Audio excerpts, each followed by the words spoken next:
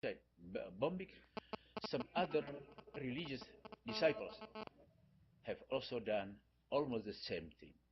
The feeling of humiliation and acute despair experienced by certain people may be responsible for these kinds of wrongful acts. When moving strategically toward the direction of a humanistic understanding and interpretation of Islam, the Muslim mainstreams in Indonesia, represented by Muhammadiyah and Nahdlatul Ulama, will face a great historical challenge in the near future. The non-Muslim minorities, in particular, have a sincere and serious hope that Muhammadiyah and Nahdlatul Ulama will continue their important role to become an umbrella for all people in the country, regardless of their faith, creed, and other spiritual denominations. I think Indonesia as a nation, and even the world at large, should show their gratitude to these major streams, and they are moderate, open-minded, and modern in their worldview, sharply distinctive from their counterparts in many other Muslim countries. In hunting down terrorists, for example, we fully back the Indonesian police so that they can effectively accomplish their job. Though the Indonesian archipelago remain fertile for terrorist activities and attacks, the space in which they may move freely has become limited and narrow from day to day, due to the police tight and sure strategy to immediately end domestic terrorism. The police strategy will be more effective in dealing with terrorism if the whole population, including the government officials, are obliged to give support to it. Some anti-terror police complained to me that the support they expect from the government is not quite enough, adequate. Nevertheless, what they have done so far to barricade the terrorist territory has been successful. International observers have acknowledged the great achievement of the Indonesian police in coping with this dangerous and uncivilized action. In the meantime, one cannot ignore the fact that rampant corruption and social ills undermining the basic pillars of Indonesian contemporary culture contribute to the terror activities among the poor and less educated Muslims, who are the real victims of a corrupt political system. I hope in this country you have less corruption. In Indonesia, my observation says that corruption also breeds terrorism. Once corruption is successfully and effectively eradicated, and the principle of social justice, as strongly commanded by Pancasila, becomes a reality, the moving space of terrorism will surely disappear within a relatively short time. Of course, external factors such as the plight and suffering of Palestinians, Afghans, and Iraqis are also responsible for triggering terror activities in Indonesia to show solidarity in wrong ways. But in my observation, domestic factors are more dominant.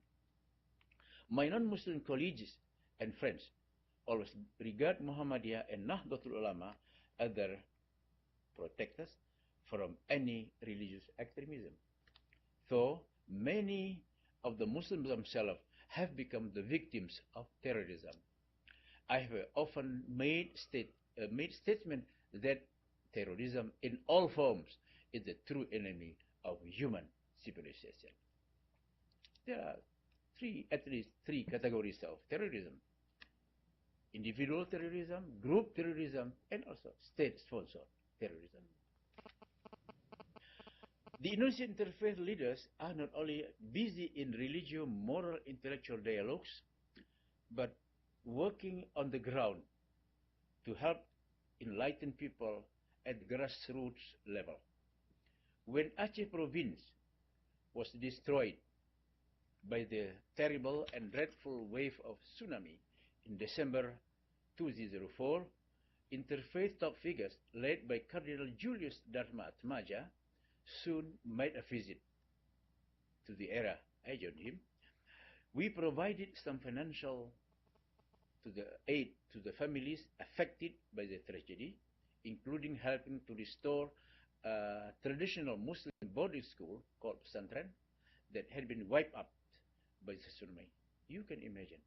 You can imagine how happy a small and poor Pesantren must have felt when they were visited by a cardinal accompanied by other interfaith leaders to console the santries and their teachers who survived the calamity.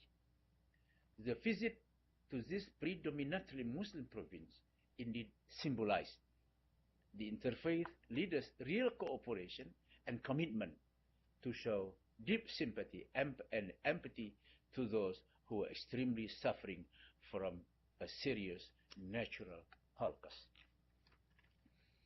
Another on-the-ground effort that has been going on for the past 3 years, organized by Ma'arif Institute, the director is here with us, and funded by Ford Foundation, is the Good Government Project. This will launch in 3 local districts spread in the 3 provinces, Lampung, Yogyakarta, and Central Java. The interfaith leaders also acted as keen observers to monitor the progress and development of the project. The purpose of this project was to find hard facts of how local governments did their job efficiently and effectively in serving people at their own territories. There are 3 categories used by the project to measure and evaluate the success or the failure of local governments in executing their function as public servants. That is, transparency, accountability, and efficiency as prerequisites for creating good government. Last month, this project came to an end with big success. The success of the project cannot be separated from the significant and crucial role played by the interfaith leaders in the monitoring phase of the project. This was really a great significance. There are still various dynamic activities in many provinces in Indonesia, organized by local interfaith leaders to serve and help the needy, regardless of their socio-religious background. If this positive and constructive trend continues in the future, who knows, Indonesia might become a mirror and good example as a nation to follow. The true function of faith, in my opinion, is to bind, not to divide people, because of their different religious background. Once the function runs smoothly in many parts of the world, peace will no doubt be part of our future. My philosophy, when philosophy fails to offer the answer to the true meaning of human life, religion can come to the fore to supply us with a final say. To understand spiritually the meaning of life and death is not solely the business of philosophy. The more meaningful and true essence of life and death is enshrined in the arm of and profit of religion. This is my final remark. Alhamdulillah in Arabic means all the praises are to God. At the age of 73 now, I am still physically healthy and I hope mentally normal. I am trying to be optimistic in the ocean of pessimism befalling poor people in my country, whose number has reached the tens of millions. Due to acute poverty, some unenlightened citizens have been fallen into the terrorist trap, but in their heart They are truly, in their heart, they are truly dedicated person and good Muslim. In my limited capacity, aided sincerely by the interfaith leaders, what I have done and contributed so far to enlighten the minds and the heart of the people, intellectual and common, is insignificant. But the award I have received from the Ramon Magsaysay Award Foundation has once again confirmed this errors, confirms with AD the right choice I have made in my life from the bottom of my heart. And my wife, Nur Khalifa in the back, are thankful to the foundation's board of trustees who awarded me, an Indonesian old citizen who was born in a small and isolated village called Sumpur Kudus in West Sumatra. Thank you very much.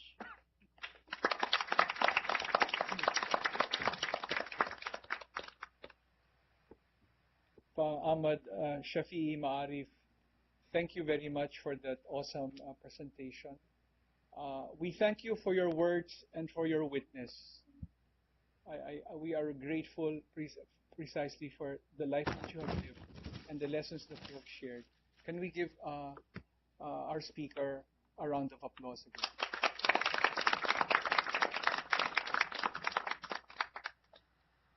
I would like to now explain briefly the process. We have 3 panelists, one of whom is on the way, and we have half an hour, so we give them 10 minutes each. I have brought with me an interfaith bell. So at 8 minutes, you will hear. This is an interfaith bell to bring all the faiths together to say 2 minutes we pray. That this, all right, gives us some time to reflect and pause. And then after the 3 speakers, we have an open forum, and I would like to prepare our participants from Indonesia. We will give you the first 3 questions, a cluster of questions, so you can prepare your own questions, your observations, your remarks. So, our Consul General, can you see me? We are giving you the first 3 questions, so you can prepare your thoughts or observations before we start the open forum. And to reassure all of us that our thoughts will be captured, we have a world-class synthesizer in Mr. Poch Macaranas, whom I will introduce before the final part of the gathering.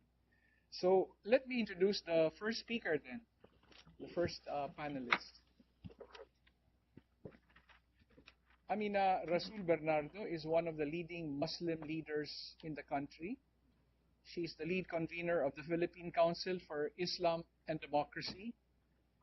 She is also a co-organizer of the National Ulama Summit and Confederation, associated with the Muslim Women's Peace Advocates, a trustee of the Magbasa Kita Foundation, a fellow of the Strategic Studies Group of the National Defense College, a senior research fellow of the AIM Policy Center, and an editor of the Moro Times.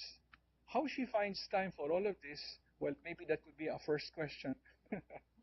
She is also the recipient of the Muslim Democrat of the Year Award of 2007, given by the Center of Islam and Democracy in Washington, D.C.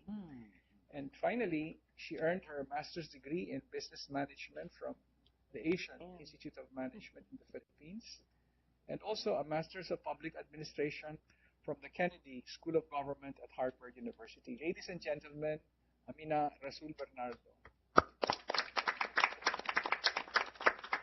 Thank you, Ed. Pa Shafi'i, my brothers and sisters in Indonesia and here who are fasting, Ramadan Kareem to all, and Salam Alaikum. While listening to Pa Shafi'i's talk, I was really thinking about a document that has gone around the Islamic world, and it's called A Common Word, Loving God and Neighbor. And I understand that I think you are a signatory Yes. to A Common Word together with Pa Din Shamsuddin. Anyway, let me just tell you a little bit about a common word, and in a way, it encapsulates what Pa Shafi'i was discussing in Indonesia.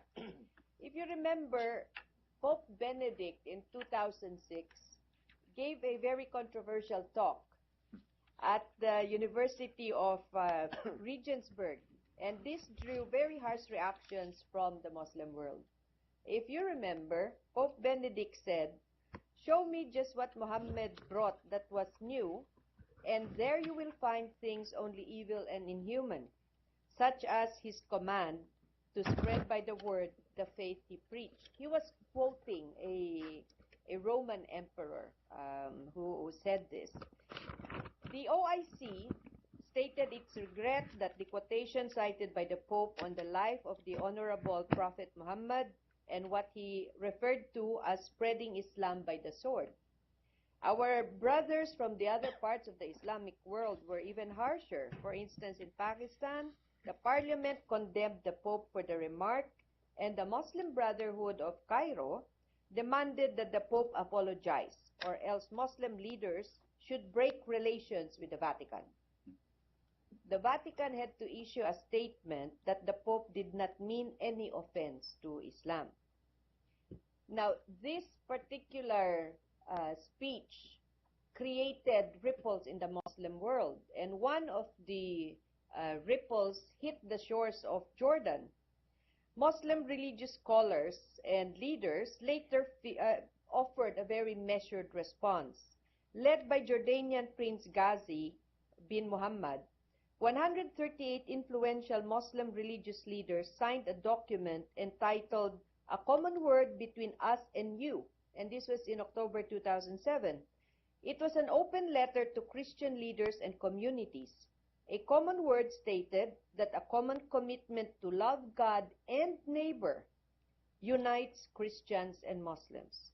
Thus, we should build on that commonality and not dwell on what differentiates us. When I was listening to Pa Shafi, it occurs to me that he has been doing exactly what a common word wants us to do long before a common word became an open letter signed by Muslim scholars all over the world, and also now by Christian scholars and Christian leaders.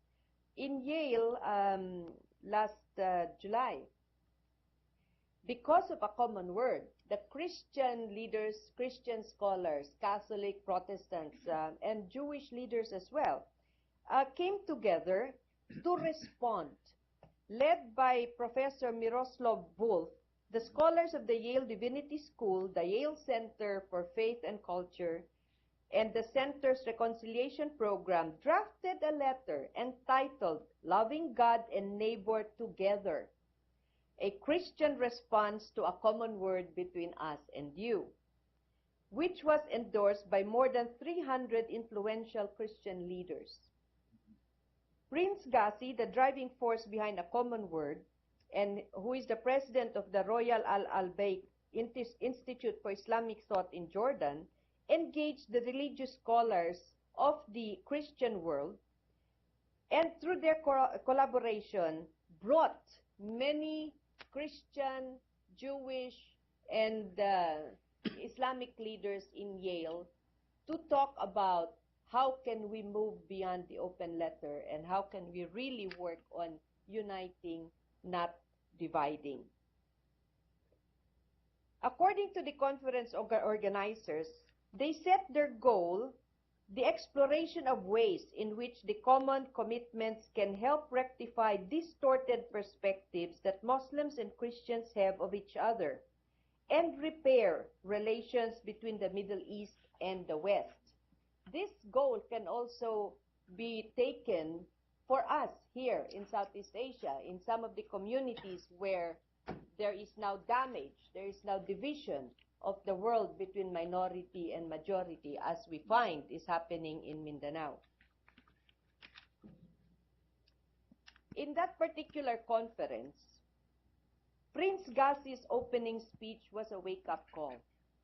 Concerned about the escalation of misunderstanding and conflicts following the tragedy of 9/11, the prince warned that 60% of Christians harbor prejudice against Muslims, and only 30% of Muslims reciprocate. Now, this is a statistic that he obtained from an international survey conducted by Gallup polls on Muslim attitudes. As could be expected from a gathering of the top clerics from the three Abrahamic faiths, debates in the conference went on and on, very spirited over theological issues. However, by the end of the conference, there was consensus that common ground does exist on which to build a foundation of mutual respect and acceptance. So while no Middle East peace plan was created, no clear-cut strategy to end terrorism, it was clear that the dialogues initiated by Prince Ghazi can help engender an environment where mutual understanding can lead to peaceful resolution of conflict. This, I believe, and this Pa Shafi'i has practiced in Indonesia. I would like to share that in Mindanao, this has also been practiced by an interfaith community of ulama and Christian religious leaders who have been working to end conflict, to prevent conflict from happening for over 20 years now. When the MNLF started its war of independence in the 70s, we could not walk in Mindanao without feeling that we were a community divided, where previous brothers and sisters from the Christian faith would now look upon their Muslim brothers and sisters with suspicion. But the coming together of our interfaith leaders, as you have done in Indonesia, started healing the rifts, started bringing us together. And now we have groups like the Bishops' Ulama Conference, a very strong group of religious leaders who come together regularly to look at what is happening in the conflicts in Mindanao and looking for peaceful resolutions of conflict. There are many NGOs now that are interfaith in nature that work together, collaborate together, not just to do dialogue, but moving beyond dialogue to work together and improve our lives. However, we fear for the product of dialogues that had been carefully and continuously crafted over decades. When I was listening to Pa Shafi'i, and he was talking about what are the foundations of dialogue, then I could not help but think about Philippine President Gloria Arroyo's State of the Nation address, which she gave last July, for she too extolled the virtue of dialogue. The demands of decency and compassion urge dialogue, she said. Agreeing that it is better to talk than fight, she added, dialogue has achieved more than confrontation in many parts of the world. Very much what you have said, Pa Shafi'i. But in Mindanao today, if my fellow Muslims and the Christians who are affected by the conflict could hear her again say this, then all their eyebrows would raise. Because dialogue has suffered a very serious blow in Mindanao. The government has chosen to abandon the product of 4.5 years of dialogue on ancestral domain. A memorandum on ancestral domain which could have started the healing process and which could have united our brother Muslims in southern Philippines who have been fighting for a war of independence, and this is the Moro Islamic Liberation Front. This particular memorandum of agreement could have brought us together and could have started us on a very concrete path to peace. Unfortunately, this MOA has been abandoned, and to paraphrase Hillary Clinton, I think my government's view is, no way, no how, no MOA. And this is really quite discouraging for all of us. So we wonder whether a dialogue today can truly be conducted when the motivations of the dialogue partners are suspect. Can the endless Mindanao conflict, as Mrs. Arroyo called it, really be resolved when the government party today seems cannot be relied upon to deliver on its commitments? So many years of dialogue, so many years of crafting a community of brothers and sisters, regardless of faith, color, creed. And are we to see all of these years of dialogue now end in conflagration? Today in Mindanao, there are more than 200,000 refugees. More than 50 have been killed. And those who have been affected are not soldiers. They're not mujahideen. They're ordinary men and women. They are children. An end of dialogue, the start of fighting, has resulted in so much catastrophe in my home. And I am wondering, Pa Shafi, since you are now here in this country, whether you would be able to provide your speech to those policymakers who are responsible for ending the dialogue that we have in Mindanao, and perhaps bring us closer to your vision of a united community, united in peace, because we talk peace, because we have dialogue among brothers and sisters, regardless of faith. Thank you.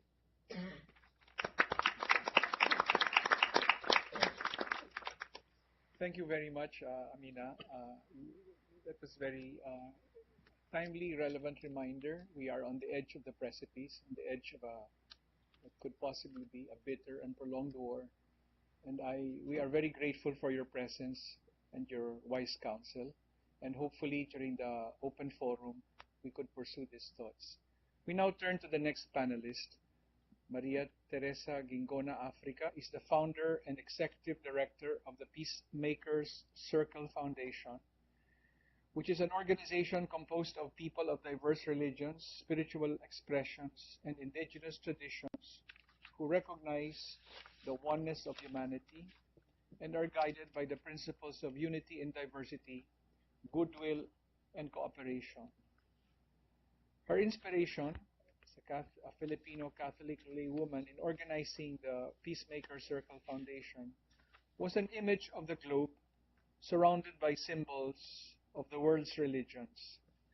At present, she is also the regional coordinator of the United Religions Initiative for Southeast Asia, a global interfaith cooperation to end religiously motivated violence and to create cultures of peace, justice, and healing for the earth and all loving beings. She earned her bachelor's degree in child development and education from Maryknoll College and her master's in theological studies from the Loyola School of Theology, the Ateneo de Manila University. Ladies and gentlemen, Maria Teresa Gingona Africa.